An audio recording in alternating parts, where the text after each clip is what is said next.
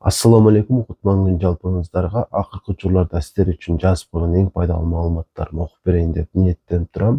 Пайдалуу болсо сөзсүз түрдө башкаларга дагы жөнөтүп коюуну унутпаңыздар. 7000 кадам басуу өмүрдү узартат. Бул эч кимге деле сыр эмес. Ошол себептүү ар бирибиз күн сайын колдон келишинче көбүрөөк басканга аракет кылайлы. Тамактан кийин бассак, ашыкча желинген глюкоза курутулат. Көпчүлүк учурда, айрыкча той аштарга барганда деп коелу, же отурустарга барганда, кааласак каалабасак, организм бизден талап кылганга караганда көбүрөөк жейбиз. Жана ошол желинген ашыкча калорияларды курутуш үчүн бизден талап кылынган нерсе кыймыл аракет. Кыймыл аракетти айрыкча көп жеген учурда көбөйтөлү. Басуу булчуңдарды бекемдейт, депрессияны азайтат, кан басымды төмөндөтөт, арыктатат. Албетте бул дагы сыр эмес, болгон сиздерге эстеткен болдум. Андыктан ден соолугубузду жакшыртуу максатында дайыма кыймылда болууга умтулайлы. Демек, тез басканга караганда жай баскан пайдалуураак, бирок көбүрөөк болгону жакшы. Булчуңдарды бекемдөө үчүн жана кан басымды төмөндөтүү үчүн төмөнкүдөй басуу сунушталат. Демек, 3 мүнөт жай басасыз, 3 мүнөт тез басасыз. Ушул нерсени 5 жолу кайталаш керек. Демек, 3 мүнөт бастыңыз, жай, андан кийин дагы 3 мүнөт тезирээк бастыңыз, жана дагы кайра жай, ушинтип ушуну 5 жолу кайталап коюш керек. Күн сайын кылсаңыздар дагы жакшы болот. Анан бул демек 2 саат басканга караганда дагы пайдалуураак. Кетсе бир ашып кетсе бир жарым саат убакыт кетти. Бул эффекти жогорураак болору тасталган. Буга кошумча, эгер мүмкүнчүлүк болсо, ошентип алсаңыз, ар канча бассаңыз дагы жакшы болот экен да. Жумасына бир жолу төмөк ишти кылыңыз. 100 метр бийиктикке чуркап чыгыңыз, чуркай алсаңыз. Эми өтө бийик болушу шарт эмес, бийигирээкке чуркап чыгасыз дагы жай басып түшөсүз. Жана ушуну канча жолу аткара алсаңыз, ошончо жолу, балким 1 жолу, балким 3 жолу жасап койсоңуз, бул дагы жүрөк кан тамыр системасына айрыкча зор жакшы пайда алып келет. Ачка жүрсөк эмне болот? Демек, 12 саат болгондо соматотропин деген гормон бар, өсүү гормону. Ушул гормон көбөйөт экен. Демек, соматотропин гормону көбөйсө, биздин организмибизде жакшы өзгөрүүлөр болот. Экинчиден арыктайсыз. Үчүнчүдөн муундарыңыз дагы айыгат. Төртүнчүдөн болсо, организмге түшкөн белокторду пайдалуу кылып бизге өткөрүп берет. Жана ошондой эле, эгерде биздин ушул ачка болуу убактыбыз көбүрөөккө созулса, андан дагы жакшы болот. Мисалы, 12 сааттан аша турган болсо, мындан дагы көбүрөөк пайда болот. Эгер 18 саатка чейин биз ачка жүрө алсак, аутофагия деген түшүнүктү билесиздер. Биз үчүн керек болбой калган, керек болбой калган дегенибиз канчалык деңгээлде туура болот билбейм. Кыскасы, организм муктаж болбой калган ашыкча клеткалар тезирээк жок болушуна шарт түзүлөт. Мындайча айтканда, организм тазаланат. Ткандар жаңыланып баштайт. Эгерде биз 24 саат ачка жүрө алган болсок, эмне болот? Анда гликогендин запасы түгөнөт, ашыкча майлар азык катары колдонулуп баштайт. Демек, биз 24 саат ачка жүрө алсак, анда чындап арыктап баштайт экенбиз.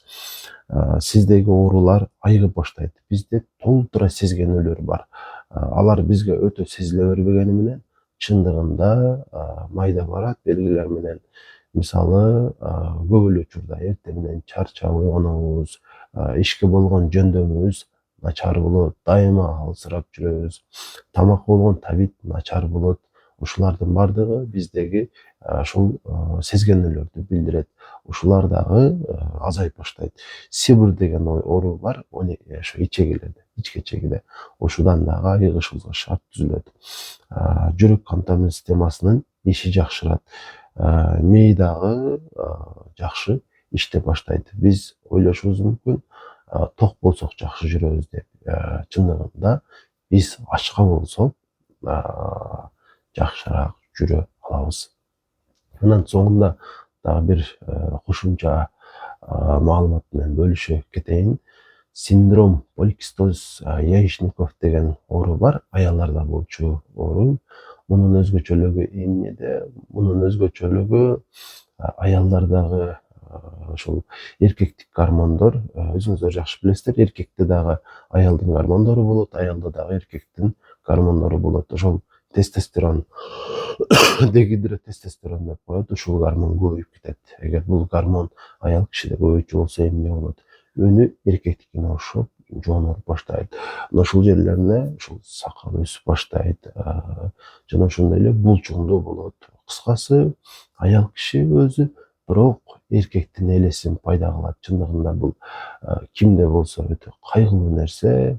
Албетте эми Кудай Таала ушуну берген болсо маңдайга көтөрүшкө туура келет, тилекке каршы.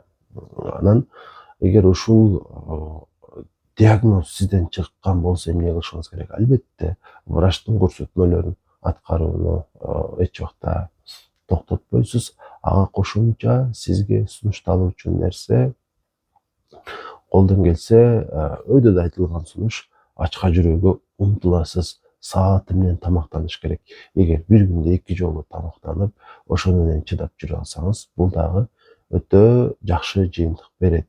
Эмнеге? Анткени инсулин гормону албетте 24 саат бою ар саат сайын аздан чыгып турат. Бирок биз ар жолу тамак жеген учурда бул гормон дагы да көбүрөөк чыгып баштайт. Ошол гормон, инсулин гормону ашыкча бөлүнүп чыккан учурда ошол эркектик гормондордун дагы, андрогендердин дагы көбүрөөк чыгышына шарт түзөт. Натыйжада аял кишиде ошол эркекке таандык касиеттер дагы да өтүшү мүмкүн. Ошол себептүү мүмкүн болушунча көбүрөөк убакыт ачка жүрүп, суткасына ашып кетсе 3 жолу тамактанып, андан сырткаркы учурларда эч нерсе жебегенге умтулуш керек. Бул өзүнүн мөмөсүн бербей койбойт. Жана ошондой эле бат сиңүүчү углеводдорду, таттууларды, таттуу сууларды дагы ичпей коюу максатка ылайыктуу болот. Соңунда дагы бир маалымат менен бөлүшүп кетейин. Эгерде биз күн сайын бир тиштен чеснок жегенди адат кылсак эмне болот? Демек, биринчи кезекте биздеги ошол организмге түшкөн вирустардын чыгып кетиши жеңил болот, тезирээк чыгып кетет. Жана бизде вирус гана эмес, бактерия бар, грибок бар. Ошол зыяндуу микробтордун жок болушу тездейт, организм тазаланат. Жада калса паразиттер дагы жок болуп баштайт, курттар демекчимин. Мындан сырткары кандагы канттын өлчөмү дагы нормага келет. Жана жировой гепатоз деген дарт бар. Убакыттын өтүшү менен ушул оорудан дагы кутулушубузга мүмкүнчүлүк пайда болот. Анан бүгүнкү күндө ошол эпидемия десек дагы болот. Жана ошондой эле адамзаттын кайгысы болгон рак оорусу менен ооруп калуу ыктымалдуулугубузду дагы азайтат. Ракты жеңгенге дагы жардам берет. Моон оорулардан дагы айыкканга шарт түзүлөт. Организм күчтөнөт. Аял болосузбу, эркек болосузбу, инфаркт, инсульт сыяктуу оорулардын дагы алды алынат. Демек, ушунчалык көп пайданы биз эмнеден алат экенбиз? Болгону бир тиш чеснок жеп туруу аркылуу ар күнү, кааласаңыз күндүзү, кааласаңыз кечинде тамакка кошо жеш керек. Эч убакта өзүн жебеңиз. Чеснокту суу кылып дагы ичиштин кереги жок. Ашказанда ортуп коюшу мүмкүн. Андан көрө тамакка кошо эле жеп туруш керек. Жок дегенде бир жумада 2-3 жолу жегенге аракет кылыңыздар. Ошону менен өзүңүздөргө өтө чоң жакшылык кылган болосуздар. Кызматыңыздарда мен терапевт врач Улан Аманбай уулу болдум. Суроолоруңуздар болсо комментарийге жазып кое бериңиздер. Сиздердин суроолоруңуздардын негизинде Кудай буйрса видео материалдар чыгат. Жана ушул каналга каттала элек болсоңуз, сөзсүз түрдө подписаться деген ушул басып коюңуз. Ошону басып койсоңуз, кийинки видеолорду улам чыкканда көрүп турушуңузга сизде мүмкүнчүлүк пайда болот.